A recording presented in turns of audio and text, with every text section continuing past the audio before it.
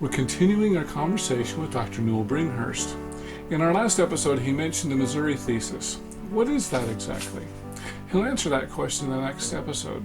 We'll also talk about Lester Bush and his groundbreaking article in 1973 that pinned the blame more on Brigham Young than on Joseph Smith. Check out our conversation. I also want to mention, it's still February, we've got our Black History Month for sale, and we've got our newest book with Russell Stevenson on his work in Africa as well as on Elijah Abels. So I encourage you to get that. Now back to our conversation. Let's talk a little bit about the Missouri Thesis. You kind of laid that out, talked briefly about that. What is the Missouri Thesis? Yeah, that's a good question. The Missouri Thesis is the argument that the origins of black priesthood denial go back to the Mormon problems in Missouri. Missouri is a slave state, and the Latter-day Saints go into Jackson County in the early 1830s, 1831, 1832. And most of them are from the North. They're Northerners. They're basically Yankees, people from the northern states. So, immediately there is a situation of tension that is set up between the Mormons and the Latter-day Saints with the with the people that are there, that have been there, have come from the South and settled Missouri, and it's kind of a frontier state at that time. And a lot of these people have brought their slaves and so on. There aren't a huge number of slaves in Missouri. During the Civil War, it was a border state, and so it wasn't. But there was enough slavery that it was a legal institution in Missouri. And the argument of the Missouri Thesis is that the Mormons coming in tended to be anti-slavery, and because they were coming from the northern part of the country, and those that were there that had maybe migrated from the South or were pro-slavery. And so the Mormons, could see that this is a difficult situation, and so to try to strengthen their position in Missouri, as they saw independence as a center place for Zion, and that was where they were going to gather in the last days, in the early revelations and that, and they saw Zion as and independence as a place where that was going to be the final gathering place before the coming of the millennium and the end times. And so it was very important from the Mormons for that point of view. So the argument is that Joseph Smith felt it necessary to accommodate, the pro-slavery position and the anti-black position, and that in order to accommodate that, they were willing to, especially as the situation became more and more difficult, during the course of the 1830s, that they decided that they would deny blacks the priesthood, and there are no contemporary historical documents, and the Missouri Thesis is based on the sworn recollections made in the late 1870s by a couple of people who followed, who were in the church in the 1830s and followed Brigham Young after he became church leader out to Utah. Zebedee Coltrane and Abraham O. Smoot. You've probably heard both of those names. The Abraham O. Smoot Administration Building is named after Abraham O. Smoot. And they both testified that Joseph Smith started to implement black priesthood denial during this period. And, and that was accepted as face value by people who wanted to justify that black priesthood denial had started with Joseph Smith. Well, those documents, they question the accuracy of their recollections. Do you remember approximately what year these statements were made by Zebedee Coltrane? 1879. 1879. So this is years later. So you have to be very careful when you use personal recollections. That's in any kind of history. That's one of the major pitfalls that a historian can fall into, is relying reminiscences. But the further you get away from the event itself, the less reliable reminiscences become. And so you can see that you're going from the mid 1830s all the way down to 1879, but that was kind of accepted at face value by leaders within the church, because by the time these statements were being made, the church was moving toward hardening their policy toward blacks. I mean, you had people like Elijah Abel, who had actually been ordained, who was, wanted his temple blessings, temple endowments, people like Jane James. And so there was a lot of, there was this kind of background noise that was taking place with these blacks, and just questioning, when did the policy start? And these are the only two people that come forward and say, well, it started with Joseph Smith. Nobody else that was, contemporaries with Joseph Smith at that time made similar statements, and for several reasons, their statements were considered less than valid, less than reliable, but nevertheless they were still accepted. I mean, for instance, Abraham O. Smoot himself was a slaveholder. A lot of people don't realize he owned 2 black slaves of his own.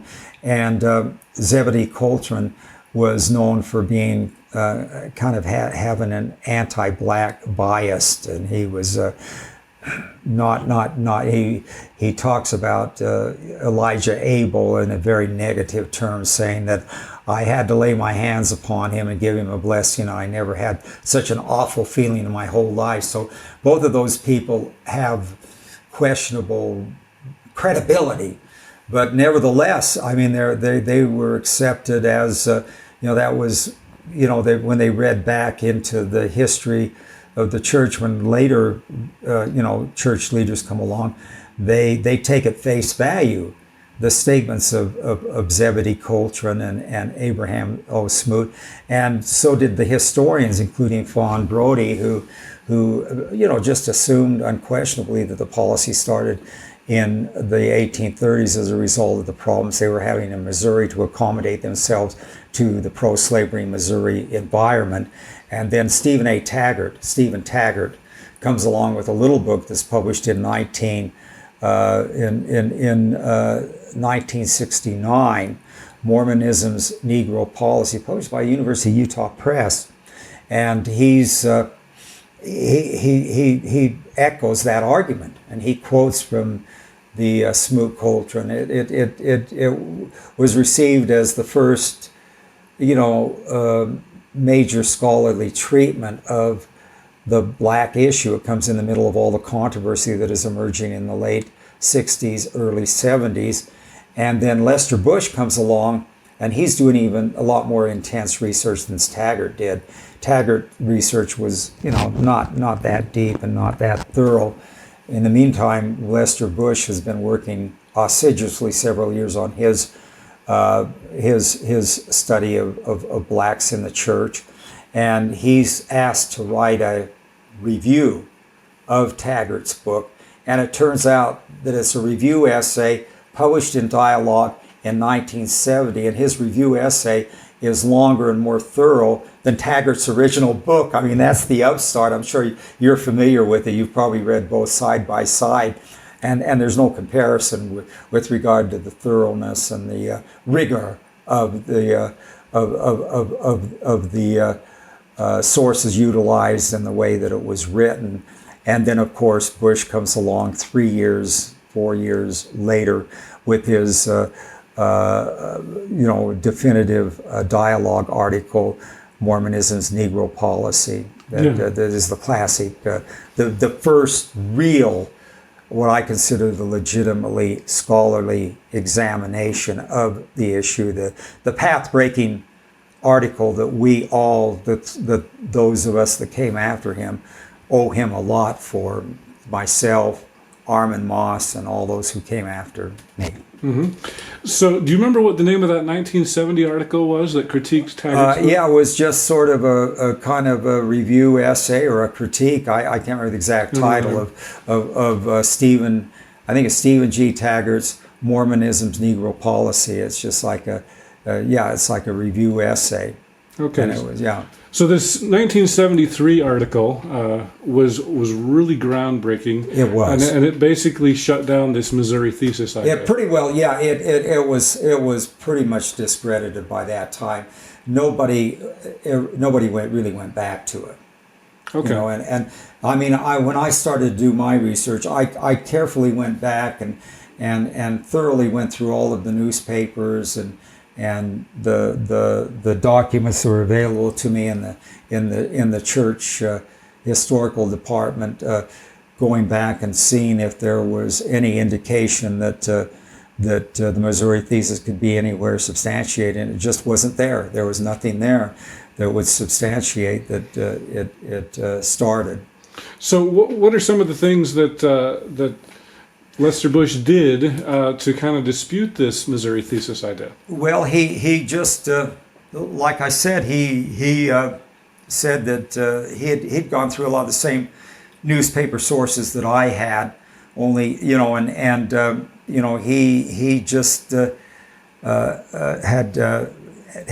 kind of gone over some of the ground, not quite as thoroughly as I did, because I tried to go back and go through the newspapers issue by issue, and I think he relied on the material that had been available in earlier studies. One of the things that he did discover in the process of doing his research was that there was a treasure trove of materials that was done by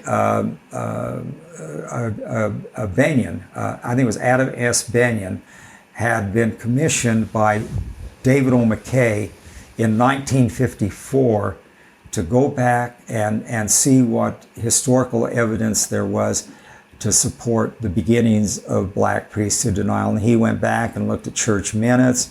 He went back and had done a lot of groundbreaking research, particularly in First Presidency minutes and stuff like that. And he discovered what he discovered, and Lester Bush built his essay on the 73 essay, was that the church leaders following Brigham Young's death had questioned whether Joseph Smith started the policy, despite what was being said, what had been said in the Coltrane Smoot papers, because, or the testimony of because. And they questioned, even back then, those early church leaders contemporaneously with Smoot and Coltrane questioned whether the accuracy of what they said. And that came out in looking, because Adam Benyon had access to First Presidency minutes and discussions and that from the following Brigham Young's death. And going into the early 20th century, because they were trying to figure out, did Joseph Smith start this policy? Because this was a discussion that went back and forth, and then finally they and that's one of the contributions that Lester Bush's article makes, is that even that early church leaders were unsure that they questioned whether Joseph Smith actually started the policy, because those people could come along later. Most of this was the next generation of Mormon leaders. This was after Brigham Young's death, in 1877. And the clincher was that Brigham Young himself, during his lifetime, never ever attributed the policy to Joseph Smith. And he was a contemporary of Joseph Smith. If anybody was going to, since he inaugurated the policy, to give it out a legitimacy, just like he did with polygamy, he would have cited, well, there's 132 for polygamy. Is there a comparable document or statement or even remembering that Joseph Smith, the way that Smoot and Coltrane claimed to remember, was there a comparable document or recollection of Joseph Smith starting the policy. He never, ever attributed it to Joseph Smith. Quite to the contrary. In fact, he makes a statement that indicates that he started the policy, actually admitting that. He says, if no other prophet ever said this, I say this in the name of Jesus Christ. The blacks are not eligible to hold the priesthood. I mean, to me, that's the clincher. That that shows that This is about 1852. This is in 1850 in the early 1850s when the policy is put into place. He makes that definitive of a statement, and so he is virtually admitting that in so many words that I started this policy. It wasn't started by Joseph Smith. I hope you enjoyed our conversation with Newell Bringhurst. You probably remember in our previous conversation with Russell Stevenson, he talked about a former slave by the name of Warner McCary. We'll talk more about Warner in our next episode, as well as his white wife, Lucy Stanton. Newell Bringhurst gives a brief summary about the amazing story. And so when she comes back to Utah after serving her 7 years of hard labor at Sing Sing, she's reunited and she's rebaptized in the church, and she's resumed her Mormon identity. Wow. It's a stranger than fiction story. You couldn't make this stuff up. Thank you so much for listening. Make sure that you like our page on facebook.com/gospeltangents. You can subscribe at youtube.com/gospeltangents. We're also on Twitter @gospeltangents, as well as make sure that you subscribe on iTunes so you don't miss any of our episodes. Thanks again for listening. Click here to subscribe, here for a transcript, and over here you'll see some more of our videos. Thanks again.